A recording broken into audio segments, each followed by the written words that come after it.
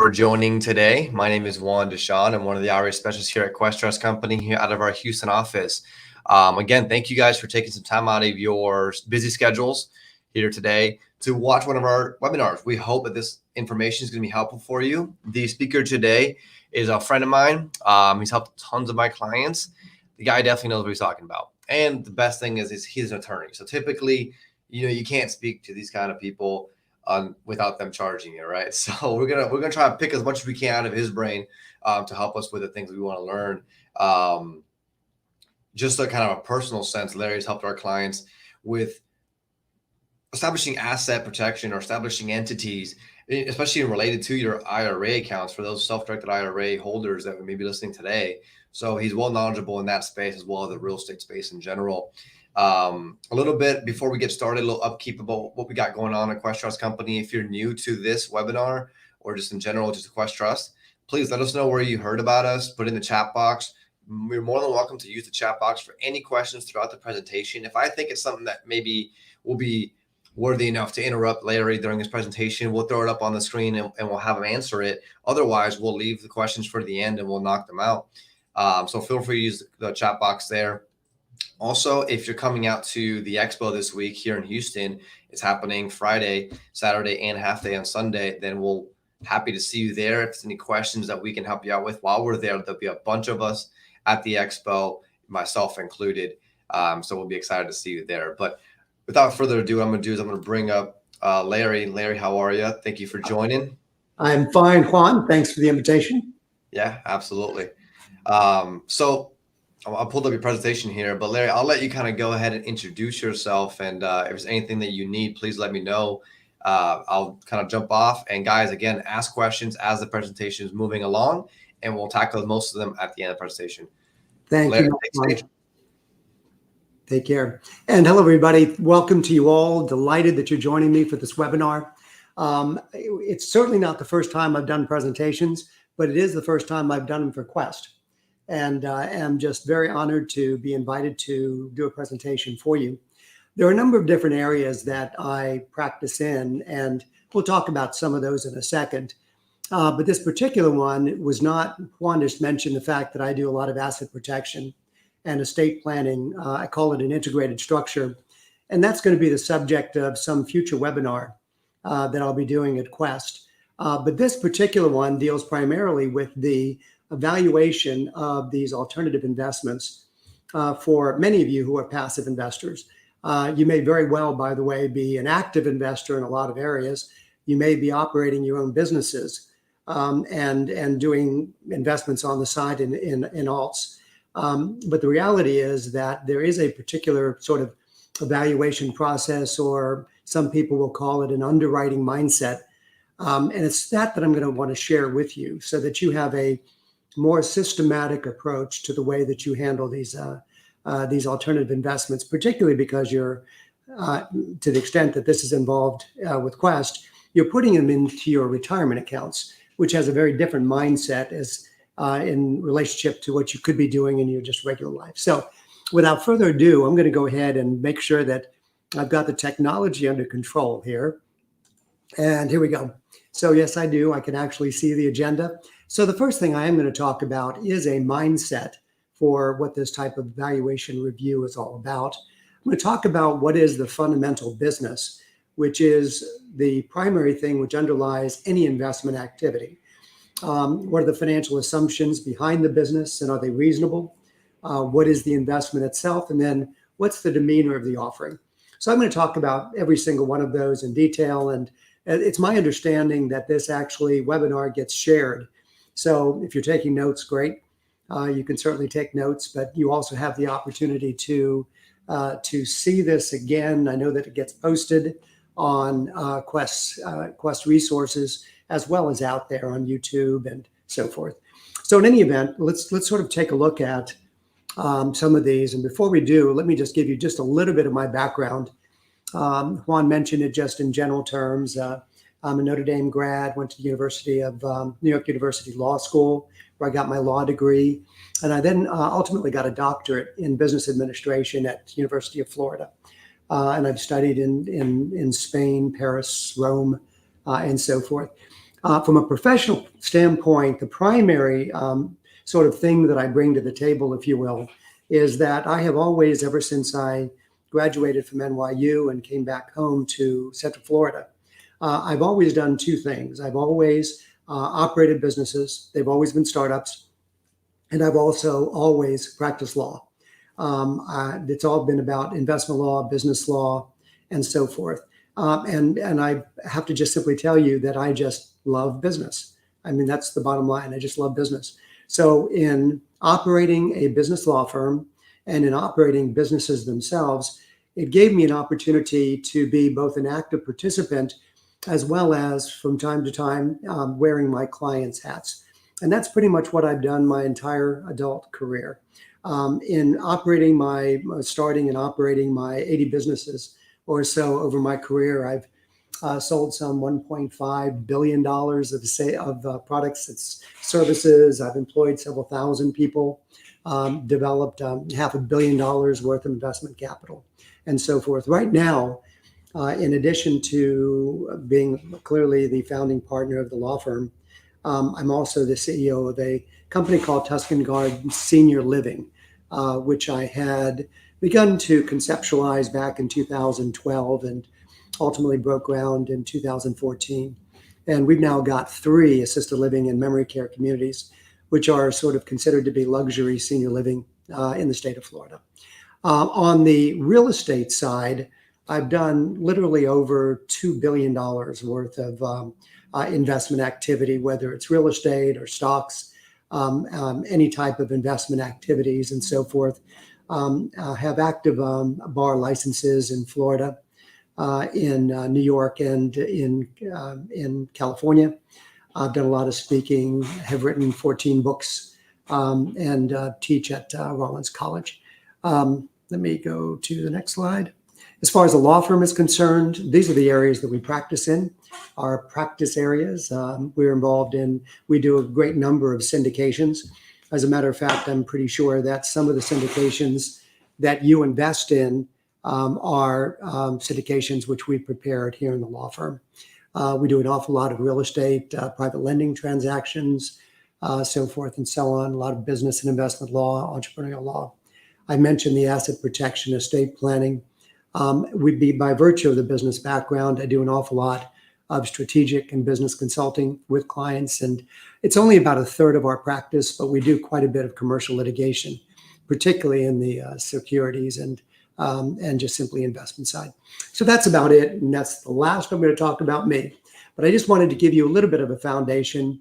I know that there are some of you who do know me. You've either attended a conference that I've spoken at or could potentially be clients. So I know you know what my background is, but for those of you who don't, I just wanted to give you a little bit about that background that you could be aware of. Now, with that said, let me talk a little bit about what I call the mindset of a review. And I really just sort of identify these 5 primary points. And the best way to describe it is when you're looking at an investment, the investment will make sense if the business itself makes sense. And I say that as truistically as it sounds. It's not necessarily common sense. I have seen investments that are so contorted, and in evaluating them from an investment review standpoint, are so complex that I can't even figure out what the underlying business is or the business model. So the first thing that I'm going to attempt to do, and we're going to be talking about this in the very next slide, but what I try to do is make sure that I understand and have to make sure that I understand what the business is. And if the business makes sense, then I get to understand whether the investment is therefore going to make sense based on that. So that's the very first thing that I'm going to do. My second mindset of review, that I'm not going to invest unless I'm persuaded that the investment makes sense as a business, is appropriate for me, and the timing is right. So there are 3 real considerations. I mean, I've come across either as an individual investor, which I am an active investor, or on behalf of my clients, I've come across any number of investments that might be sound. The investment might be sound, the business might be sound, but it's just simply not appropriate for me. It's not going to be appropriate for me now. It's not going to be appropriate ever. And then there are some that it would be appropriate, but for whatever the circumstances, they might be macro circumstances. For economic reasons, the timing isn't right, or personal purposes from a personal standpoint, a professional standpoint, or even a family standpoint. It just doesn't make good sense for me today. So those three are real different considerations. The investment is going to make sense if the business makes sense, if it's appropriate for me, and if the timing is now right to take a look at them. And I want you to be looking at those types of investment opportunities as they come out in the context of all three of those. I'm going to be focused on the basics and the data, not on the hype or the noise. And I think you probably know what I'm talking about in that regard. I can't even tell you how many clients would approach me at the height of crypto. And they were literally talking about using their retirement accounts for crypto because of all of the hype and all of the noise that was involved in it. Well, there are any number of reasons that I would have a problem with that particular type of approach. But the only one that I'm going to focus on now is just strictly the fact that you want to be evaluating the basics of the investment, which means what? Already based on what I've said, that the business itself makes sense and that it is an appropriate time. What I'm indicating here is that it's also supported by data. And that's what I want to understand. I want to understand the basics of the business. I want to understand the data that support it. And you're going to be seeing that in just a little while when I walk you through this. And I'm going to eliminate all of the hype that's involved in it. And I know that you've seen how many times individuals, hey, you got to get involved in this now, man. This is the time to get involved. Just put all that to side and just look at what the data actually provide for you.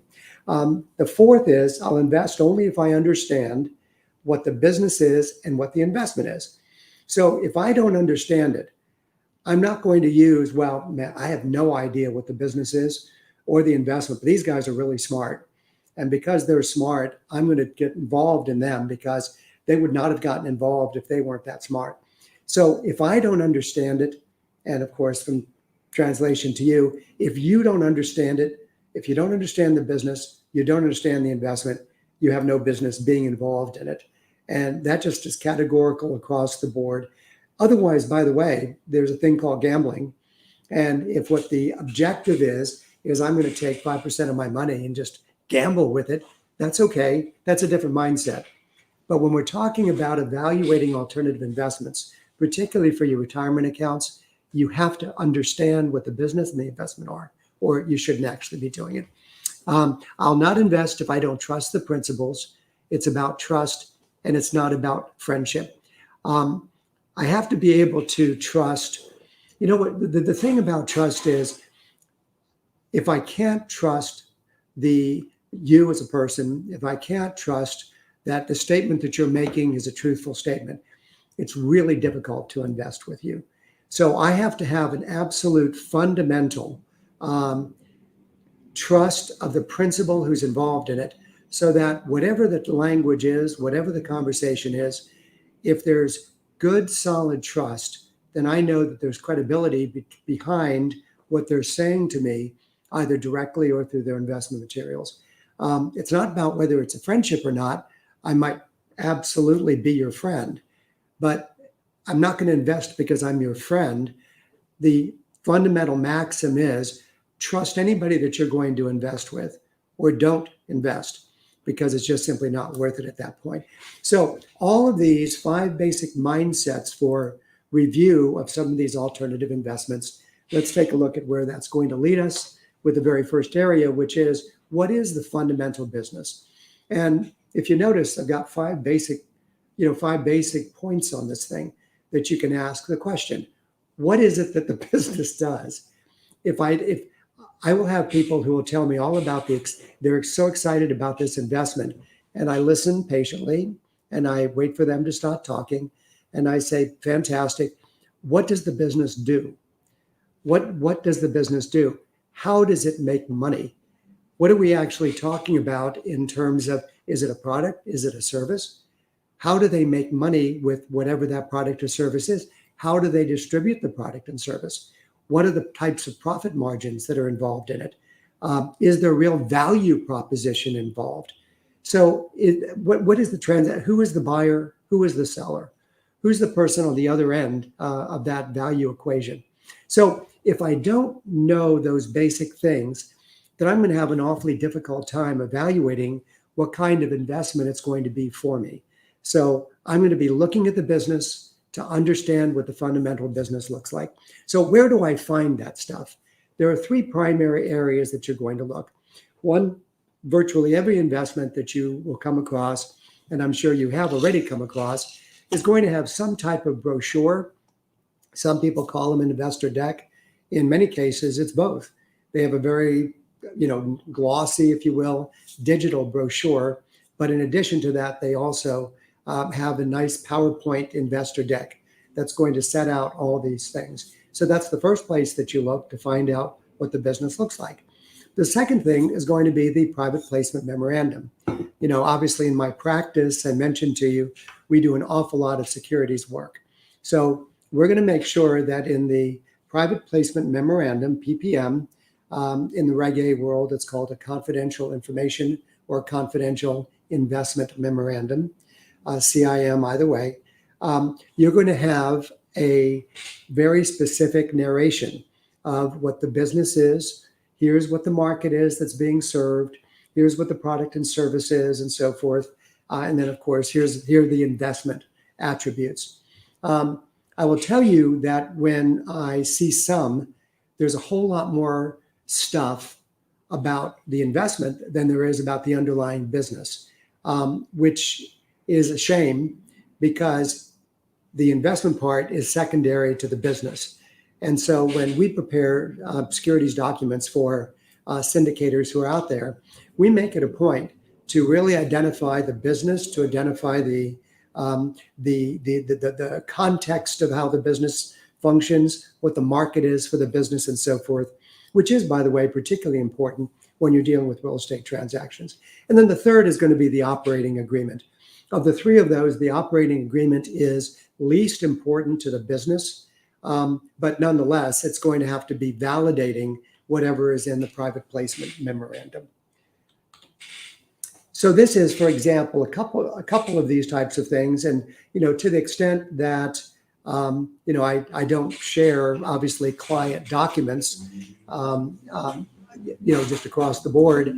I have the ability to be able to do that here because Tuscan Gardens is my company, so I don't have to worry about it. But this would be very typical. What you're seeing here is you're seeing on one side, you're seeing what was a Reg D private placement memorandum. It's subsequently been sunsetted, so it's not even available for investment anyway. But that one is on the right side, and you'll see a very, very thick private placement memorandum, which identifies all these things that I just talked about.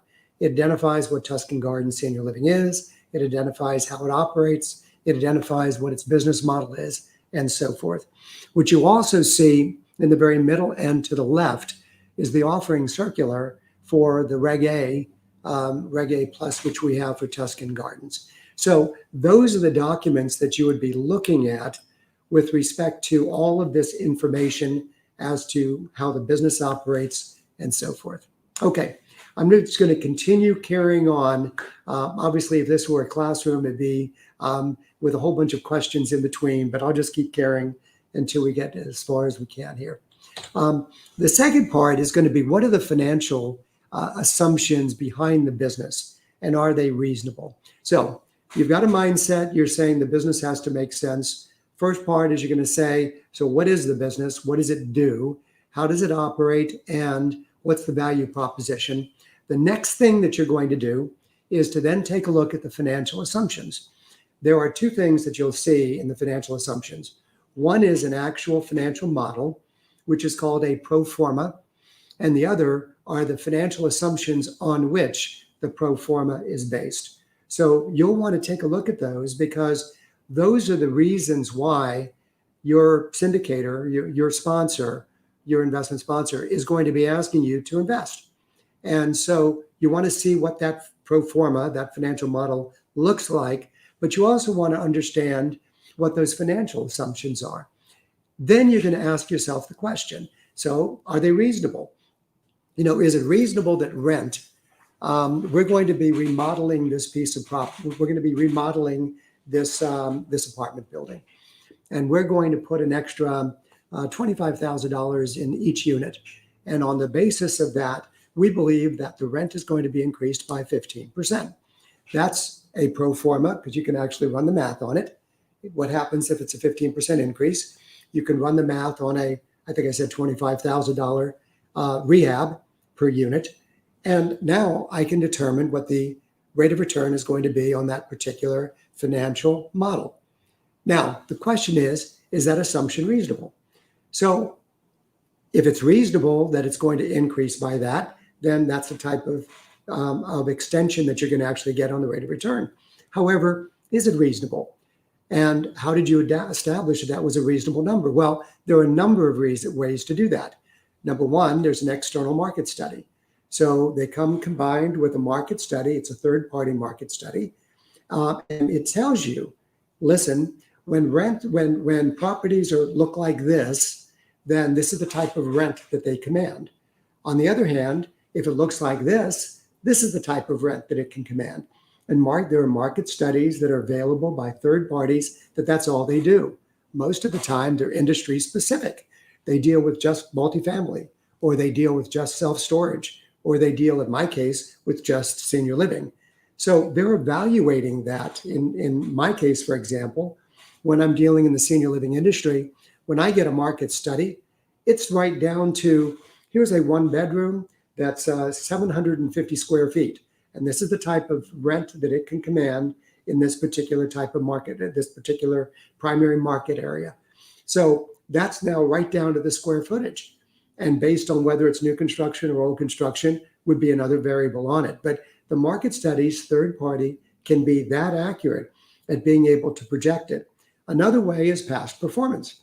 I did it here, and this is what happened. I did it here, and this is what happened. I did it here, this is what happened. This past performance indicates that this is what's going to happen when I do it here. So past performance is another. Now, it doesn't mean that you rely on it, but it's at least a reasonable basis for the assumptions that are being made here. And then the other one is industry standards. There are a lot of industry studies which are out there. Those industry studies give you the ability to evaluate that. And then all of those, is that information provided to you? So a statement that says, yes, we believe that our assumptions are reasonable because we got them from third parties. Well, that's wonderful. But unless you have access to that information, it doesn't do you one bit of good. So what's the idea? The idea is, here's the business, here's what we intend to do, here's what it's going to look like, and are the assumptions that we're making as to what it's going to look like reasonable assumptions? Let's keep going. So are they reasonable? How does a sponsor make? Oh yeah. And then we have, of course, how does a sponsor make money? Is the amount of sponsor compensation reasonable? Are the investment returns connected to a business source of income? There's a difference, by the way. There are two sources of income fundamentally. There's current income, and then there's income based upon what we call a capital event. Capital event would be either a refinance or some aspect of a sale of a particular asset that's out there. So there's a current cash flow and there's a current exit, and there's value attached to each one of those. What's the source of income here? Is a source of income going to rely upon an exit? If it is, that's one thing, because then I really better know what the capitalization rate on that exit is going to look like. On the other hand, if it's self-supporting, it's actually cash flowing, and it's paying expenses plus a rate of return on the cash flow, that's a very different scenario. That plus whatever happens on an exit now becomes half gravy and half real in the context of what the rate of return is going to be. And then, are the investment returns reasonable in relationship to the business income itself and the business? If we take a look at reasonableness as far as what the range of yield outcomes look like, generally speaking, and I've done, I think I've done probably, this will be just this year alone, just under $1 billion worth of syndications. Now, not myself, for clients. And in that roughly $1 billion worth of syndications so far this year, generally speaking, the range of yield outcomes fall into the 6% to 18% based upon the type of asset. And so they kind of hover around that 10 to 14%. So I'm positing for you that a range of outcomes of this nature is fairly reasonable. When we start talking about 20, 22, 24%, I'm going to say, okay, but let's look real closely, because there are so many things that can happen that whittle away at that type of outcome, which is higher than the general category of outcome that you get. And if it's lower than 6%, then chances are it doesn't have a really strong foundation or strong market acceptance anyway. So this is the sort of the range of outcomes that you can expect to be relatively reasonable. Where would you find that? Again, you'll find that in the private placement memorandum. You'll find it in data rooms. You'll find them in the financial pro formas. And you're also going to find them in third-party reviews and platform spreadsheets. I think you probably all have seen, for example, if an offering is out there, that it generally speaking identifies what the projected returns are going to be, not only with respect to the project, but also with respect to the actual investors. Let me just show you a couple of pictures of these things. I did promise Juan that I would save about 10 to 15 minutes for questions in this hour-long presentation. So let me just kind of go through some of these. This is an historic pro forma. And from an historic pro forma, what it's actually indicating is from the standpoint of historic information, it's identifying the historic information on which the future projection is being made. Ditto with respect to this return on cap rates. It's actually showing that the cap rates are that the capitalization rate that is occurring on a sale, if you will provide over a period of time, or refinance, will provide over a 3-year period, a 5-year, 7-year, and 10-year, will provide these types of profit returns to the investors who are involved. Obviously, the longer the period of time, the lower the ultimate rate of return. This is a stress analysis, and I want to just spend a couple minutes talking about stress analysis. When we have a pro forma, it's based on financial assumptions. And that pro forma then becomes the ultimate calculation of what those assumptions are. It's only as good as those assumptions, and those assumptions are only as good as its ability to mirror the reality of what ultimately happens this year, next year, the year after, and the year after that. So as you know, since we all live in the world we live in, things happen. You have interest rates that rise. You have supply chain. You have construction costs which go up, and so forth and so on. There are so many, inevitably, so many variables that have an influence on this that you can't possibly expect anybody, other than reasonable assumptions as to what we believe is going to occur under our assumptions that we're making in terms of its outcome. So what you say to them is, tell you what, do us all a favor. Provide a stress test for us. Provide a stress analysis. So what if you had to pay 15% more for your construction costs or your remodeling cost if you're a rehabber? What if the interest rate is not going to come in at 7%? It's going to come in at 10.5%.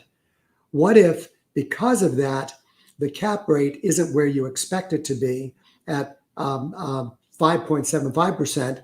It's going to actually be at 6.65%. So what I would like you to do is alter your assumptions and then show us what the outcome is going to look like in terms of this particular investment. Now, believe me, not all syndicators do it. It's always a subject that you would want to ask about. Have you done a stress analysis? What would it be? What would it take for this to produce the projected 18% IRR, internal rate of return, that you believe is going to be called for here? Well, tell you what happens if, in fact, the interest rates go up, and as a result of that, you have to pay more for your capital? what would happen to that? At what point does it no longer become an 18% IRR, but it becomes a 14% IRR? And if that's still acceptable to me, that's fine, but I'd really like to know. That's called a stress analysis. And it's something that you would want to have in your toolbox in terms of talking to syndicators about whether they have run that type of stress analysis on their investors. With respect to the pro forma model, this is just different pro forma models that are identified. Only thing I'm doing is I'm just simply showing you some of those samples. Now, in the PPM, we also have these things called risk disclosures. Every investor has seen risk disclosures. It basically says, if you invest, plan on losing your money. And everybody does that because it's the best way to protect the sponsor from anything that could go wrong. And these are all the different types of things that can go wrong. If you don't have a risk disclosure, almost inevitably it's because you're making an investment without any type of investment memorandum. Because if you do put out an investment memorandum and you don't have risk disclosures, that's not a good thing. So most of the time, when I come across a scenario where somebody has invested and they're not aware of the risks, it's almost inevitably because there wasn't an investment memorandum at all. Because if the sponsor actually put together something that provided rates of returns and how much money you could make and all that, and didn't provide risk disclosures, chances are probably pretty strong that you shouldn't have been investing with that particular person anyway. So risk disclosures are in every investment. Look over them. They're not terribly meaningful, frankly, because they are so overbroad in terms of, you have the chance of investing your money and losing every dime of it. The other day on a film investment, there is no guarantee that this film will ever be made. There is no guarantee if this film is ever made that will ever sell. There's no guarantee if it sells that it'll ever make money. And by the time that you're finished, it's kind of like, tell you what, I'll either invest or I won't. But are the assumptions that the film will be made reasonable? So the risk disclosures are on the opposite end of these things that I've been talking about. Your analysis is going to focus more on the reasonableness of the assumptions, the fact that the business makes sense, that the investment makes sense, that the financial assumptions make sense, that there's support for those assumptions. Risk disclosures are there. Take a look at them, but they're probably not, for the reason that I'm indicating, quite as significant as the other information I'm suggesting to you. Supporting tenant data. This did come from, and you'd never be able to see where it came from, but did come from a particular investment memorandum, a PPM that I wrote an investment review opinion on.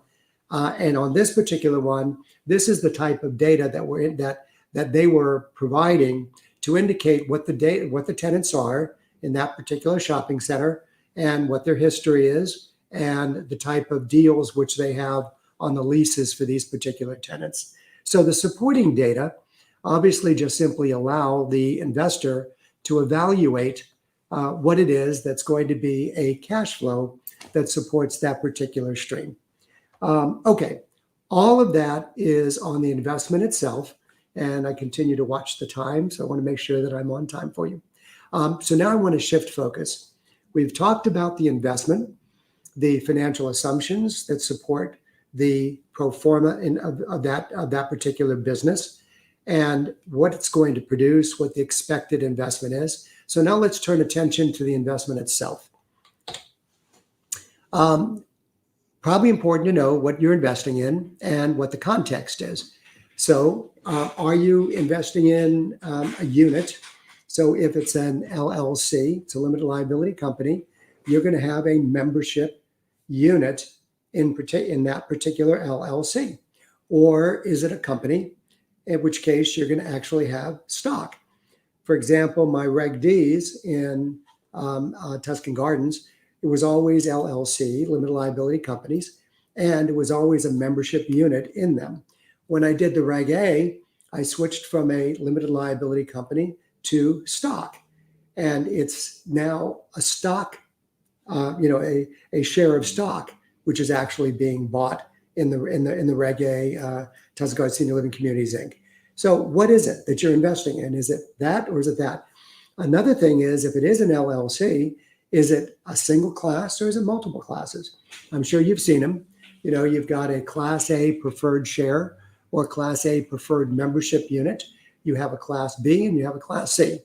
Class A requires a $50,000 investment, and it provides for an 8% return.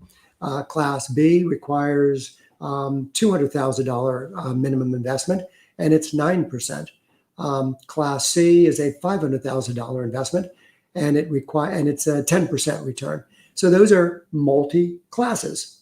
Sometimes the multi-class provide for two completely different asset categories. Class A could be in real estate, and Class B can be in nothing but just pure loans, not an investment in the real estate, but a loan to real estate owners. So they're two different classes, very different. In the same context, some are equity funds where I have a share of the equity in whatever that asset is. And in other cases, it's a loan. So I'm just doing nothing more than getting a rate of return, which is called now a debt unit, where I'm just simply lending money to the sponsor, who is in turn putting it out there. My point is, when you're taking a look at the investment, first of all, understand what it is you're investing in, because that's now going to open up the additional questions. Secondly, now that you understand what you're investing in and what the actual ownership unit is going to be, then how do you get the distributions? How does the sponsor distribute? And how does it actually come to you? Is there security for the investment or not?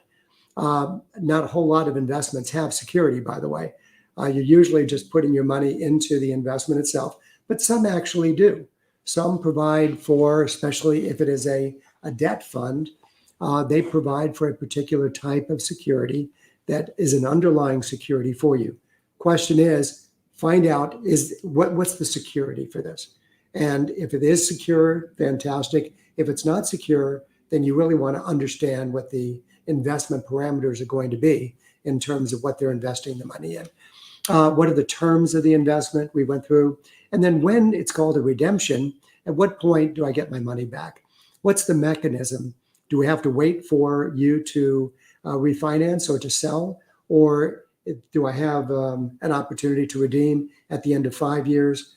What are the rules of the game in terms of redemption for this particular investment? So where do I look for those? Same exact places. You take a look at the private placement memorandum, the operating agreement, the subscription agreement. Now I've just included a second category in here. Everybody, the PPM, we all know about operating agreement, the investor deck I mentioned before.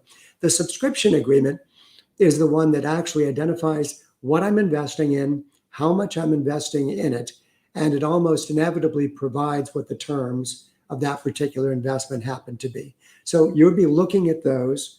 What do they look like? Again, I'm just using, this one happens to be the operating agreement for one of the Tuscan Gardens offerings.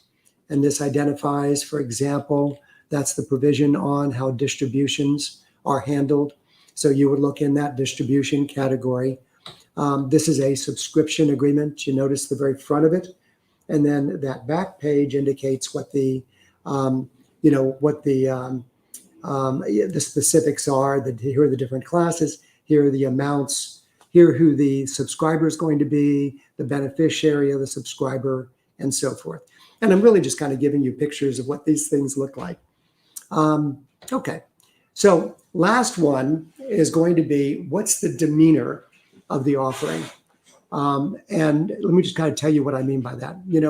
I mentioned that I've employed several thousand in the companies that I've run and operated. For all of my companies, I use a performance agreement.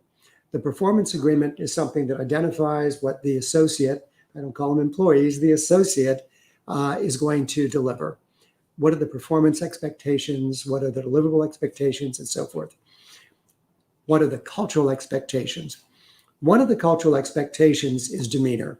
In other words, it's not only that you're good at what you do, or if I'm hiring you anew, that you can learn what you're supposed to be doing, but also that you have the demeanor that works in our organization, whatever that organization is. I call that the demeanor. And we're pretty specific in terms of what that demeanor looks like. It takes about a page of bullet points to talk about what that demeanor is like. So when I talk about the demeanor of an offering, I want you to just sit back. What does it look like when you're reading this material? Is it professional? Is it complete? Does it actually look like that it was written by somebody that actually understands the language? That it doesn't have poor grammar or spelling mistakes. It hadn't been proofread. And I would just honestly tell you, those things are important, because if I'm going to stroke a check to somebody for $100,000 of retirement money, or $500,000, or even $1 million, I want to have an offering document, set of documents that I can evaluate that are absolutely picture perfect. If it's got spelling errors in it, I'm reading the sentence, have no idea what they're talking about, because they don't have command of the language that it's written in, whether it's English or not. I would just simply tell you, it's kind of like that demeanor is going to be extremely relevant to me. It's just like hiring somebody. Do I really want to hire somebody who might be good at their job, but is otherwise a jerk? I mean, no. I mean, the demeanor matters. So from the standpoint of this look and this feel, I want to make sure that you recognize that. Final comments on the demeanor, are there source documents available? I talked about before, third-party reports, does it have an appraisal? Is it a third-party appraisal, or did they just appraise the property themselves? The purchase price for the shopping center is $7.5 million, and it's worth every bit of it. Okay. And the source document that supports that, is there an appraisal on it? How do we know that? What are the cash flows? Do they support it? So are those source documents available? Many syndicators, many sponsors out there have this thing which is called a data room. And the question is, do you have access to the data room? Should you have access to the data room? In some cases, the data rooms are so comprehensive that they're not going to give that to investors to look at. But all of the important data they should either export to you or have you sign an NDA, a non-disclosure agreement, and give you the opportunity to look at them. So are there documents available that to support their financial assumptions, for example, that you would have access to?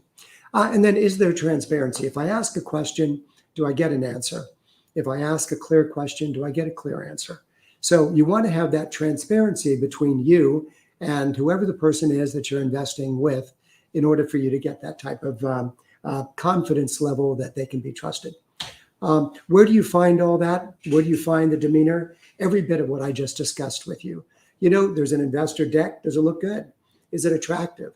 I mean, if they put together their best foot forward in seeking investment dollars, and they have an amateurish deal, investor deck, it's kind of like, really? And you want me to trust you with my money, with our retirement dollars? Really? Same exact thing with the PPM. If the PPM is clean, it's precise, it's been proofread, it's telling me that, they dot their I's, they cross their T's. Isn't that the type of person or sponsor you want to be investing with? Same thing with the operating agreement, the qualification profile, all of these which are needed, and I'm sure that you've all seen with respect to your investments. And then also the organization of the data room.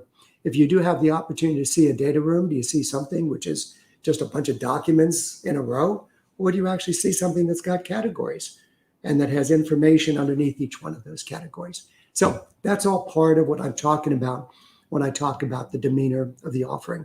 Okay, let's just go ahead and summarize. So with respect to it, my suggestion to you, and matter of fact, I'm right on time at 45 minutes. So maintain the mindset, the right mindset as an investor, understand the business, understand the investment. don't understand the business, don't get involved in the investment. Understand it, understand the financial assumptions, understand the investment itself, and make sure that you're comfortable with the principles that you're involved with, the sponsors, and in addition to that, the offering itself. So that's it in a nutshell. Juan, I just saw you hop back on. So I am happy to take any questions that anybody's got. And this is the most fun I usually have is when I have the Q&A. So. Oh, sorry, I was on mute. Yeah, no, that was a great presentation. Honestly, listening to your presentation and the nuggets you were sharing, I'm going to personally share with a few people as they come to me, because it's too often that I see investors, especially in the self-directed IRA space, where we get a lot of investors who are coming from traditional stock market. They don't really dive into this alternative side and deal with people, so they don't do their greatest due diligence, right? And I see it all the time where you're signing subscription agreements and operating agreements without really understanding what it is that you're signing, what it is that you're investing into. You're just looking at the IRR that they're promising you, and sounds good, I'll just invest these retirement capital because it's what I got. And so too often I see that. And so this is going to be a huge resource. And like I mentioned a little earlier, guys, it's going to be on YouTube for playback. But these are some huge nuggets. I highly encourage you watch back. You take a few notes if this is very new to you guys. And so I'll start with some questions here in order that I received them. So keep them coming, guys. We have a few minutes here to go over them. So Bob Sand, thank you for your current question. I'm going to go ahead and throw it up on the screen so we all can see it. What's the difference to a passive real estate apartment complex investor when the subscription agreement shows the sponsor entity to be an LLC versus an LP? You know, there are a couple interesting. I tend to I have basically you come across, and when I come up with a new client, it depends how long they've been in the business, because there was a time when LP, the GPLP structure was used, but that was used, years ago, and it was really the name of the game. That's what was used structurally. What happened is in the very beginning with limited liability companies, the limited liability company was only beginning to get recognized. And then it started getting recognized in more states, but the LLC would not be recognized in other states. And then finally, all of that noise finally finished. And certainly I would say, certainly no later than 2000, LLCs really became the predominant component. There are some major advantages to a limited liability company that you don't have with the GPLP construct. You have all the same tax benefits in whatever way you want to structure them, but at the same time, LPs don't have the same sort of flexibility that you have in an LP context that you would have inside an LLC context, and lots of other distinguishing characteristics. So back to the question, you're in a passive real estate investment in an apartment building. Subscription agreement shows sponsor's entity to be an LLC versus an LP. That to me has absolutely no concern whatsoever and should not have any bearing on your own due diligence evaluation of this. Structurally, the use of an LLC in that context is going to be just fine. What I will typically do when I'm structuring for a sponsor, I'll have the sponsor's entity is the common member of that particular investment, and that will be an LLC. And then I'll use the manager, and the manager of that particular apartment complex offering is going to be a corporation. And then all the rest of the investors, who you would call LPs, for example, are actually going to be just simply preferred members of that LLC that owns the apartment complex. Perfectly appropriate structure either way, with my preference being in favor of the LLC versus an LP. Awesome. Excellent. Thank you guys for sharing some questions. I have another one here, and we'll keep doing these questions for 5 or so minutes to keep y'all within the hour as promised. Cindy Schroeder, thank you for the question. Is there a standard to look at as far as how much is borrowed and how much is raised by investors? Example, 70% is borrowed, but they say they bought insurance against raising rates. Okay, sure. So a couple contexts of that. So the first context is what you're saying is absolutely valid. Question, absolutely valid. Most offerings actually end up identifying what their LTV is. Here's how much is going to be borrowed. It's going to be 70%, for example, that's going to be borrowed in that particular thing. They're also going to identify how much is actually raised from investors. So they're going to borrow 70% from the bank, or no greater than 70% from the bank, or no greater than 75% from the bank. And then the balance is going to be investor dollars and sponsor dollars, which is really the additional component attached to that. As to the LTV, generally speaking, you'll see somewhere between 65 to 75%, almost all the time. Below 65%, based upon what the interest rate is not as efficient as it could be for investor returns. So you probably don't see them below 65%. You want to start being concerned when it's above 75%, because as we all know, and most of us lived through the recession, regardless of how young you were, Juan, at the time. But we all know what happens when you start getting above that 75% LTV mark. That's kind of when you get into struggles. So that's on the borrowing side. With respect to the investor component, since let's say you're borrowing 75% and you have 25% less, how much of that is coming from the investors? And is the sponsor contributing to any portion of that? That's called skin in the game. So the other 25% plus some, because there are fees, is actually all coming from investors. Well, you want to evaluate what the skin in the game is as far as the sponsor is concerned. So that's one thing that you would want to look at. The easiest way to see that is in a PPM. It's in the sources and uses table. Here's the money coming in. Here's where it's going to go. And the money coming in identifies how much from the bank, how much from the investors. And with respect to buying insurance, so long as there's a legitimacy to that they've actually bought down or bought and stabilized, you could do that in a number of different ways in the market. The interest, that's certainly valuable. There's a premium to pay for that particular fix. So there's a premium, but on the other hand, that premium, well worth it when you're dealing in an area right now, for example, with rising interest rates. So all good questions. Awesome. Excellent. This next one is more of a question of see if you have any referrals or something of the nature.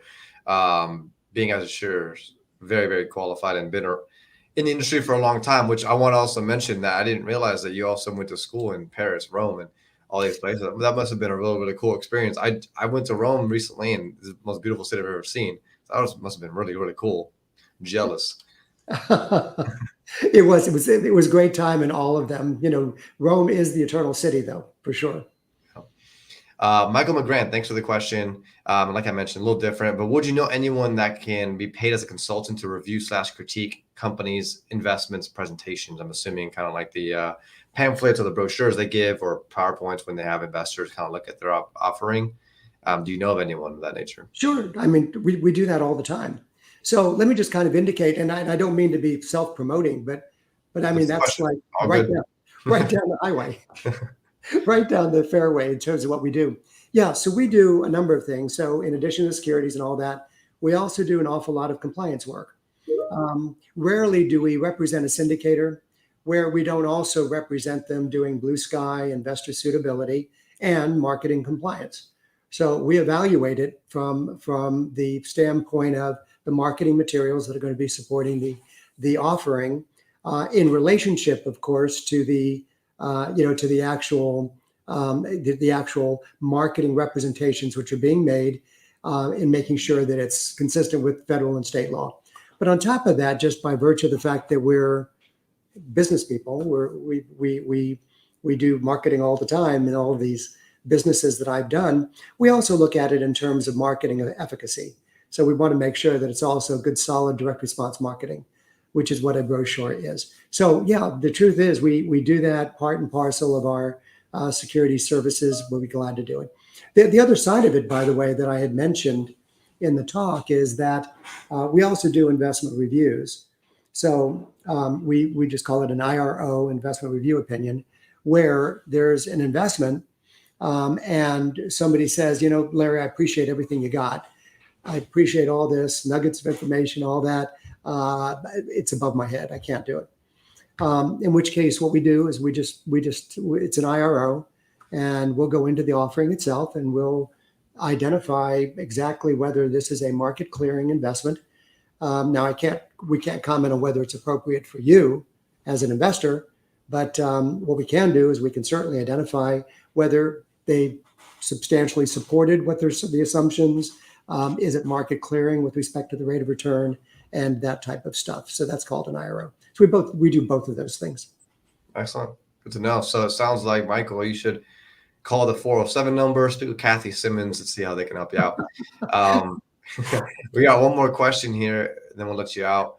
But Joe Smith, thank you for the question. Did I miss the stress analysis on lower than projection slide, or did you just project it on us through the years?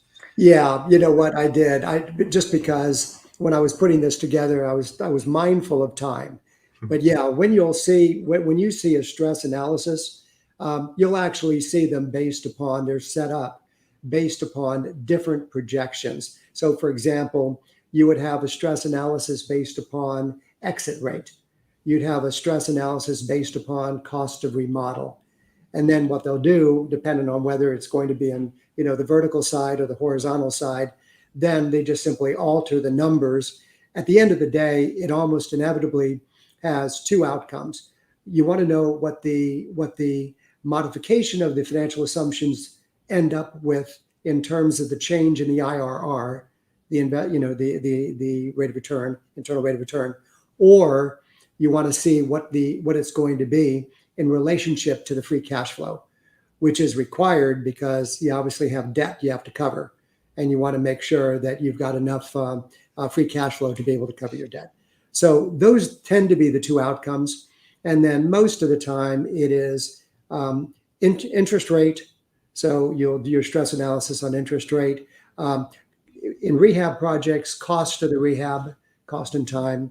And number three is going to be income, the actual rent, if you're talking about an apartment building, for example, or even in a shopping center. And certainly with respect to what I was trying to remember which one I didn't mention, but the cost, the cost of the remodel itself on the construction side, but there are actually four. Oh, I'm sorry. And the exit rate, and then the exit capitalization rate. That was the fourth one. Awesome. Well, thank you, Joe. You were obviously paying attention, so I like that. Yes, I'm glad. By the way, my eyes are not quite as if I was trying to see which one I had put up at the time, but I thought I'd better not try to get the screen bigger.